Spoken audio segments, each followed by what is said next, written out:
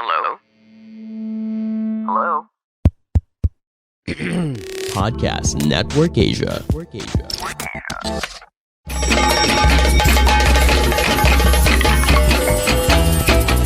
Welcome to She Talks Peace, a podcast that highlights the role of women peacebuilders around the world in bringing lasting peace and security to communities.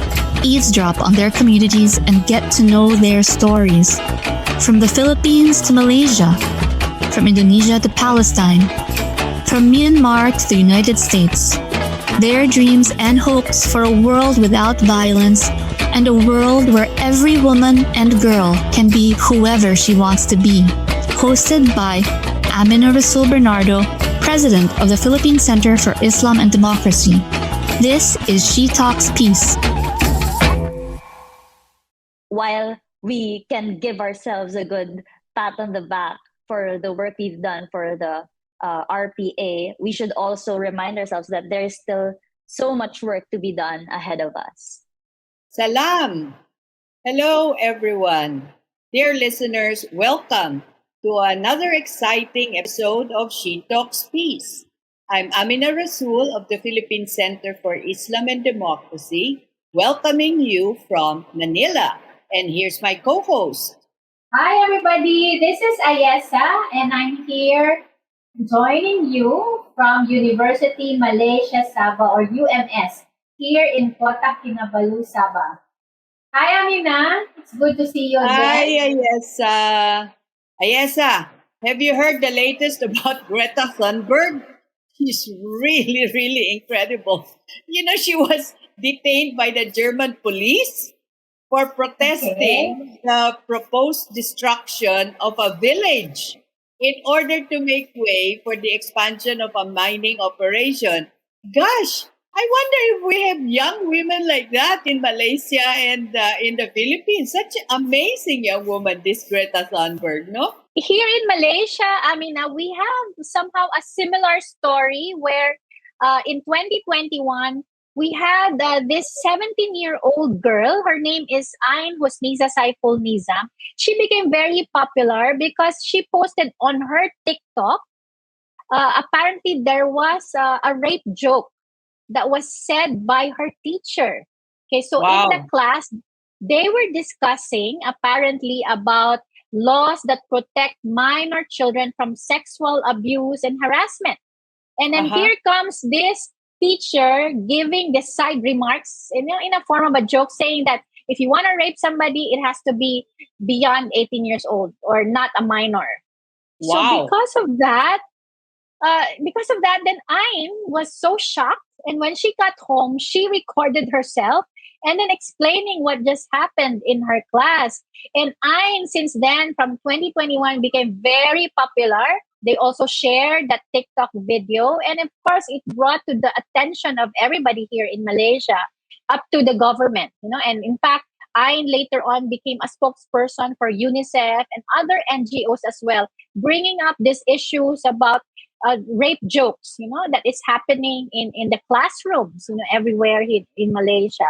So whether this is an isolated case, but definitely it has become an important issue that we should not normalize rape jokes, especially among young people. That's a really fantastic example of a young woman standing up for, not just for herself, but for everybody else, who was in that class with that crazy professor. It really brings home the point, right? That one voice matters, especially today when young people know social media in and out and they can amplify their voice. But Ayesa, last year it was really an eventful year when you're talking about women, youth, peace and security, apart from the very, very depressing developments in Russia and Ukraine, the developments in Iran, the killing of the young woman who was detained because she was not, can you imagine, Ayesa, not wearing her hijab properly. And, when I think about what happened last year, I can't help but wonder what will happen this year. But with young women like Greta Thunberg and your young Malaysian, Ayn, Yeah. I'm. maybe 2023 won't be so bad, yes, huh?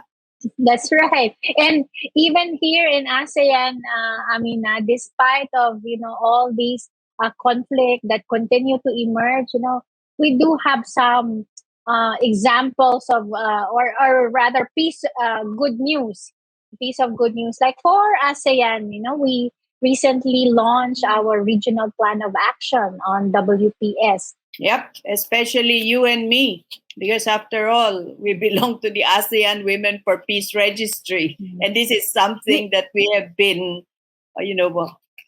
hoping for many years, even before we were with the ASEAN Women for Peace Registry. So for this episode, I thought it would be a good idea for us to look back at 2022 and discuss how do we move forward given our circumstances. And we have three young guests who had joined us before, who will provide us with the fresh perspectives of Gen X. I think they're Gen X, Ayesa.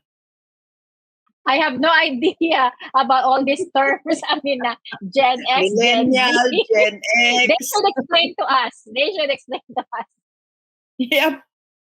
So let me introduce our guests so we can have them in our conversation. The first one is Bits Alcibar, Wianet Bits Alcibar, who has a passion for upholding human rights and stimulating political thought among the Filipino youth. Bits is looking to pursue a career in political journalism or international human rights development. Welcome, Bits. Hi, everyone. I'm excited to be back on the show. And we Hi, are Gen Bits. Z. Oh, Hello. so Gen Z is from what years? Gen Bits? Z. Can you educate us, please? Educate I believe us. it's 1998 to, I'm not sure where it stops, but I was born Is that 1999, so present? I'm part of Gen Z. No, there's a new generation now. I think they're called Oh, okay. Generation Alpha or something like that. Oh, yeah. Okay. I'm not So sure either. we'll go look for Generation Alpha in another episode. And now let's Okay. welcome Linar Orbista, another Gen Zer. Linar has been involved in organizations and initiatives advocating for quality education, sustainable cities and communities, climate action, equitable development, and good governance, and is an aspiring career diplomat. Welcome, Linar. Hi, Ma'am Amina. Hi, Dr. Ayasa. Hi, Bits. Hi, Hello, Linar. everyone. Hello po. And So are you finally, Gen Z? Yes, All of you are ma'am. Gen Z, right? Yes po. And finally, let's welcome Myara Poliarco. Myara is a teacher. She teaches social studies for junior and senior high school.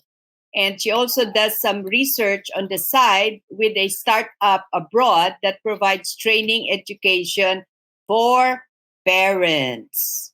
Welcome, Myara. Hello, everyone. Nice to be here and excited to have this discussion with you all. Hi, Teacher Myara. In the Philippines, when we address teachers, do they still say Miss? So do your students call you Miss Myara?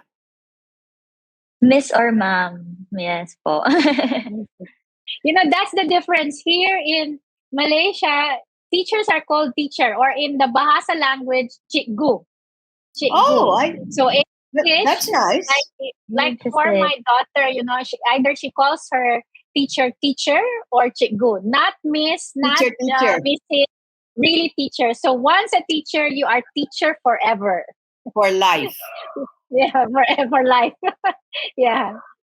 So let's go into our conversation and let's talk about what were the highlights of 2022 that each of our Gen Zers here found really important and in a way mind changing. Why don't we start with Bits? I actually saw a TikTok about this the other day. So the first thing that really comes to mind is the hijab protests in Iran, because like in the TikTok they were talking about how for decades women in Iran have been disproportionately impacted by Iran's moral bans and restrictive laws, with like women required to wear their hijabs and not being allowed to sing or dance in public, more so than men as far as I know. And last year it really came to a tipping point when as Ma'am mentioned earlier, Masa Amini, a 22-year-old girl who's only 4 months younger than me, was arrested for not wearing her headscarf properly. And then she died shortly after under very suspicious circumstances. So this caused a lot of outrage, especially among youth in Iran who began protesting in a movement driven by civil disobedience. So that's why now we're seeing a lot of videos of women and girls removing their headscarves, burning them, cutting their hair, and they're also singing and chanting out loud in the streets. So that's something that really blew my mind last year. Yeah, yes. Can you imagine that happening in Malaysia? No, not at all, Amina. I think we are very lucky here in Malaysia that even among young people, young female Malaysians can opt to wear their hijab, and there are those also like my daughter who doesn't wear the hijab, and everything is fine. And I cannot imagine the Malaysian government having such draconian measures like what the Iranians have done. Well, what about you, Linar? We need to talk about the worsening situation in Afghanistan ever since the Taliban took over in August 2021. I guess for me, I've read reports last year of, for example, women's protests being met with brutality, female students being banned from attending university. I cannot imagine that personally, ma'am. And also this apparent shrinking of civic space, which actually hampers women's participation. Just few weeks ago, December 24, the Taliban banned women from actually working for international and non-government organizations. But personally, I think what really alarms me is the systemic erasure of Afghan women and girls from public life. I think that is something that I am really worried about. Yeah, I know what you mean. We are, in many, many ways, lucky that Muslims in the Philippines are not this restricted. That we have our civil liberties, we have our human rights. The government has passed laws requiring everybody, both girls and boys, to be in school, and provides free education to everyone, no matter where you are. I'm even wondering if they're going to punish parents who don't send their children to school. So it's sort of the reverse of what's happening in Afghanistan. Myara must be particularly affected by Afghanistan because she teaches school. What about you, Myara? What rocked your world? A while ago, I was just discussing with my class territorial disputes and border conflicts. So maybe I'd go for the Ukraine-Russia conflict, the war. We started last year with that really big news, and it's still going on until today. And now looking at the women, peace, and security aspect of that, women have really carried the brunt because in a war, the men go to the front and women are left to care for their families.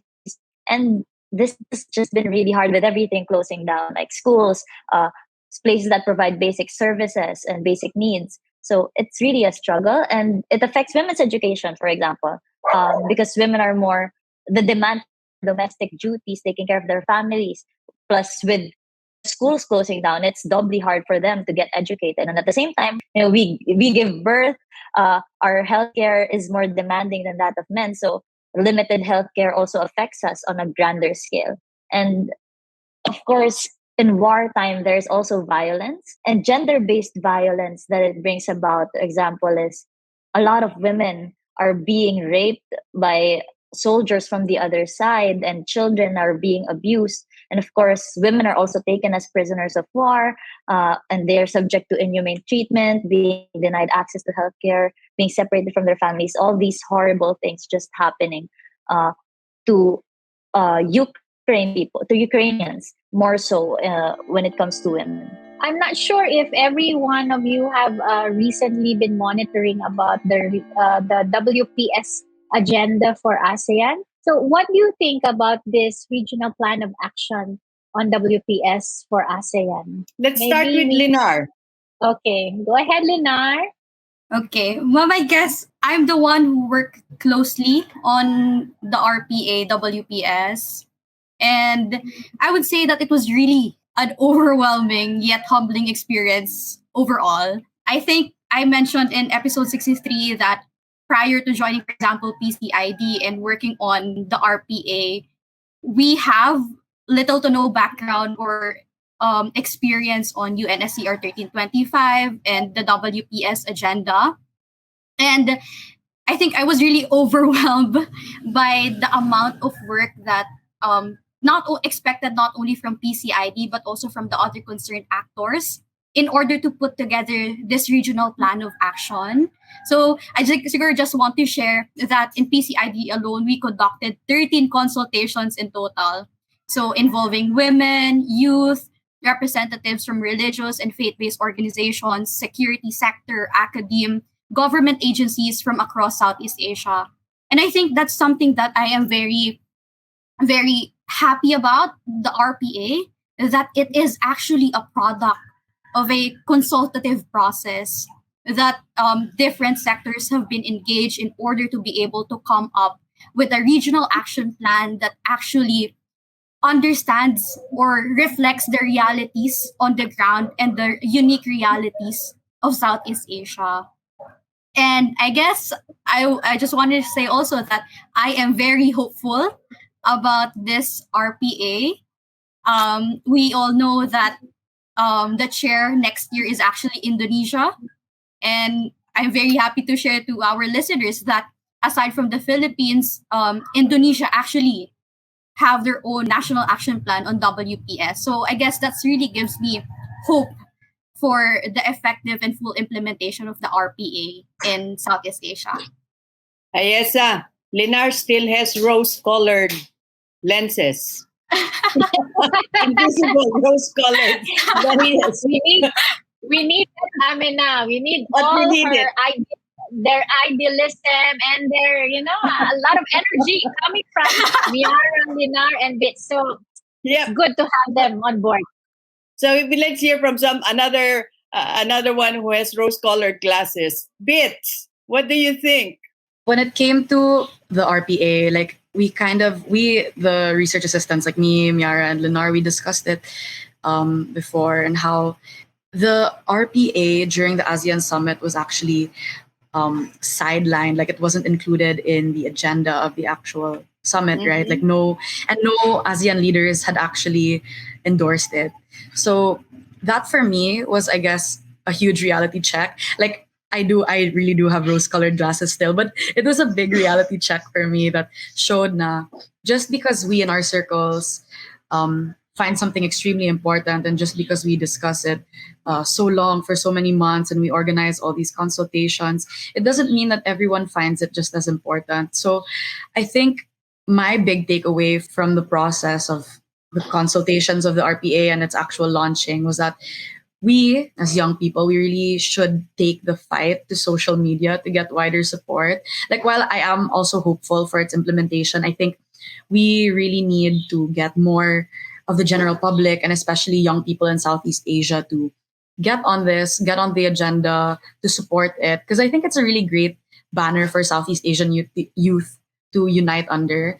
Like, especially since a few months back, we had a consultation with some young people from Southeast Asia about what they thought about WPS and what they thought should be included in the regional plan of action. And they brought so many new ideas to the table that I admittedly hadn't thought about before. And these ideas also weren't included in the and the regional plan of action now. Not exactly, because we might not be ready for them yet. Like, for example, the youth had some interesting ideas on engaging like queer people and people from all gender identities in WPS, because of course they must be affected by conflict situations too. To keep it short, my big takeaway really is to listen to and engage with Southeast Asian youth on WPS issues to ensure that the implementation of the regional plan of action goes smoothly, or as smoothly as it can. That's true. Actually, ASEAN may have launched a regional plan of action on WPS. ASEAN may have already given up, right? ISA three statements over the past, I don't know, 8 years or so, supporting women, peace, and security. But individual leaders have not really come out strong in favor of supporting women, peace, and security, apart from Indonesia and the Philippines. How about you, Myara? What do you think? Actually, I think for most of us share the same sentiments, no? Because it's a pretty good step to have to finally have and launch the regional plan of action. Because having a declaration is one thing, but having a more concretized regional plan of action is another. But maybe to temper our expectations here, plans of action like that, as comprehensive as it is, can also come with a downside. Like, it has so many definitive steps, it has so many comprehensive actions, but which raises a big question mark. How will this be implemented throughout the whole region, especially with a very culturally, politically, sociologically diverse ASEAN? How will this happen? And like what everyone has been saying, how will this get contextualized, for example, in the ASEAN member states' respective national action plans on women, peace, and security? So I think while we can give ourselves a good pat on the back for the work we've done for the RPA, we should also remind ourselves that there's still so much work to be done ahead of us. I'm glad that earlier Bits mentioned about the power of the youth and social media. It comes to mind that there's actually a wonderful opportunity for the WPS agenda and for the YPS as well, to come together. And perhaps, it's really the youth that's going to be pushing us, for the WPS agenda as well. So maybe this is something that, we can pursue and continue to discuss. What do you think, Linar? Actually, the RPA states that it recognizes the unique role or the role of everyone, including the youth, in implementing the WPS agenda. In that in itself actually empowers the youth, especially the young women, to participate in advancing the WPS agenda in the Southeast Asian region. And I think, ma'am, having this recognition of what the youth or young women can do, it actually shifts the perspective of youth being seen as simply the victims of conflicts, or as being seen as the beneficiaries of all these peace building efforts.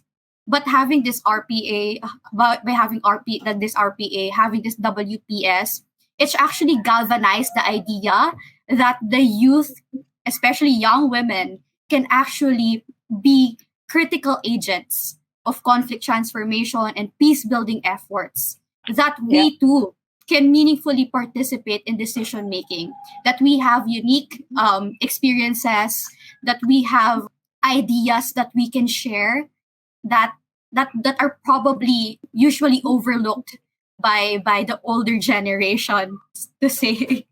Yeah, I agree with you absolutely, Linar. And in many cases, sometimes it's not merely overlooking. Sometimes it's really an active strategy to keep you out of the room, keep you out of the table. For instance, look at what's happening in Myanmar with Aung San Suu Kyi. And I'd like to ask each of you, what do you think about what's going on in Myanmar? I mean, what's happening to Aung San Suu Kyi, and I'd like you to tell us, share with us, if you had your choice, who would you like to have as a female head of state? Do you want the Prime Minister of New Zealand to be cloned and joining us here in ASEAN? Let's start with you, Myara. Right now, there's really this contentiousness with regard to her reputation. Like, to some, she's this bastion or like a defender of democracy, and to some, of course, there's some controversies that surround her leadership. But regardless of her reputation for you, we cannot deny that what happened in Myanmar is an attack on freedom and attack on democracy. And I think it's something that needs more attention, especially when it comes to ASEAN member states, because as a community, we are only as strong as our other members. So I think we really have to take a more active action towards that. And when it comes to women leaders, like as I said, Aung San Suu Kyi's reputation is quite arguable. So maybe she's not so high on my list, but maybe I would agree with Ma'am Amina. Prime Minister Ardern has really had a lot of significant achievements under her belt. For example, if I'm not mistaken, just recently, 50% of their ministers are female. So that's a really good representation ratio. What else? Banning weapons, for example, and just her empathy for her people, especially the minorities in New Zealand, is something worth emulating. And of course, not to mention her really good pandemic response, which was, I believe, the envy of the world during the time when the pandemic was really devastating everyone's lives. So that's for me. Yep, I like her. She uses humor, and she's quite humble. And of course, Hobbiton is in New Zealand, so what's not to like? How about you, Bill? It's such a big and controversial event to happen in our region in the ASEAN. So it's interesting to me that Aung San Suu Kyi's arrest and the arrest of many others was left virtually undiscussed in the summit also. Just like the RPA, it was kind of sidelined. It's kind of like if in the UNGA no one brought up the war in Ukraine. It's kind of like that for me. So maybe that says something about how ready the ASEAN is at this point to truly put women at the fore of peace and security, especially in like big summits like the ASEAN summit. And it speaks to the ASEAN's general attitude or principle, rather, of like non-interference and like the idea that if a problem can be contained within borders, then it's really not too strategic to discuss it. Which on some level, I understand the value of this, but it also begs the question of like how many women in Southeast Asia are being affected now because our more feminist nations like the Philippines, Indonesia can't really do much about the situations in countries like Myanmar. And then to move on to the next question, I guess a leader that I've been idolizing recently is Sanna Marin from Finland. I feel like we have a similar spirit because, like last year, she had those videos of her.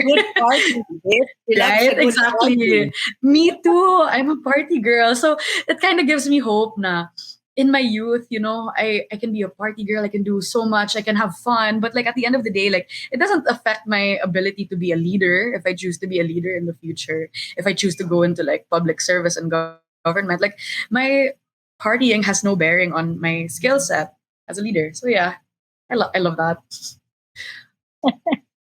I agree. What about you, Linar? The issue about Aung San Suu Kyi's arrest is somehow political in nature. I think that's something that we should put in the table and something that we have to discuss. And it's interesting that it's happening here in the Philippines. I wouldn't want to drop names, but we know that there have been instances of that. And I guess in the question about leaders that could actually champion women's rights, and I think it doesn't always have to be a women leader in the first place. Myara and Bits gave their example, but for me, I would say that even men, they can help champion women's rights and also the WPS agenda. I think we have discussed, for example, FVR. And I think at the end of the day, it's really just about a leader who would uphold democracy, the rule of law, and the justice. It doesn't necessarily have to be female. I think it's more of the nature of the leader than his or her gender. So, we've had a nice chat with Bits, Myara, and Linar, and time has flown again as usual. So, before we end, how about giving a parting message, a parting shot to our listeners? Myara, Miss, why don't you start and give a message? Maybe your students are listening, Miss. Teacher Myara, Teacher Teacher Myara. Myara. I'll just go with, for example, my hopes for this year when it comes to WPS. Maybe it may be just wishful thinking, but I really wish, especially as a teacher, there's nothing that gives me joy when I see my students talk about these things, when I hear them care about things happening around them, because I just really desire that these issues get talked about more, especially by international organizations, by governments, by individuals like you and me, especially the gendered aspect of it, that it won't become a niche topic, for example, say for politicians or for academics like us or just government people. Because just because women, say, aren't in the front, for example, of conflict or whatever, doesn't mean they're lesser victims. Another would be to let's include men in these conversations. They're not the enemy here. I think it's Ambassador Delia Albert who will always say, men are our allies. We should treat them as allies, not our inferiors. And that's how we could truly, we shouldn't dominate the space. We should teach them how to share these spaces with us. And I think that's how we can really forward this WPS agenda. Good point. How about you, Linar? What's your parting message? I guess, ma'am, first, it's time for ASEAN to recognize that women's issues are strategic. It's about time we stop relegating women's issues in the sideline. There's so much benefit in addressing women's issue. I guess that's one thing that I really witnessed firsthand after following the 40th and 41st ASEAN Summit last November 2022. I really have noticed how women's issues are not part of the speeches of our ASEAN leaders, how it was not part of the agenda. And even the adoption of the RPA wasn't given much attention. I think it was ironic given how something as important as the RPA, right? So I think it is really about time that we recognize the importance of addressing women's issue and seeing it as a strategic and political issue. And now for the youth, I think we have been demanding a seat at the table for the longest time, but we aren't given a seat at the table. So why not create our own table and join our leaders to join us into a discussion? I think we can always start small. It doesn't have to always be with the high profile leaders. We can start with our barangay officials, for instance, because at the end of the day, to the youth, having grew up in a time wherein concepts such as human security, non-traditional security, SDGs, SOGs, and mental health, that in itself already gives us a way of looking at things differently, of appreciating or viewing peace and security from a different lens. So we really have something to forward. We really have something to contribute in the discussion. And I guess that's it. Here, Linar. Well, of course, creating your own table will be a little easier for Linar because her family is in furniture. Right? Now, Yes, ma'am. I guess for me, my one last thing that I want to add is the big events we discussed at the beginning of this episode: Iran, Afghanistan, Ukraine. I hope that in 2023, people understand that these issues can be addressed by the Women, Peace, and Security agenda. and this may also be wishful thinking on my part, but I look forward to WPS finally becoming viral online and really picking up as a movement. Like, yes, videos and images and news of like wars and protests have gone viral, but it's not enough. Like, the WPS agenda itself has to go viral as well. So everyone knows that there are ways for women to take action in these conflict situations when they are given the chance. Because if we don't do this, if we don't add WPS action points to the online discourse, then we're just doom scrolling to no end. And we're stuck promoting hashtags like hashtag stop the executions in Iran without even really discussing how or why. So on that note, yeah. So on that note, I'd like to take this opportunity to tell everyone to follow our social media. It's at She Talks Peace on Twitter and Instagram. Thanks for that promotion, Bits. So, Ayesa, we've gotten an earful from Gen Z. So, That's right. and I really like having these sessions of ours because it gives me a different take on issues that you and I have been confronting for decades, Ayesa.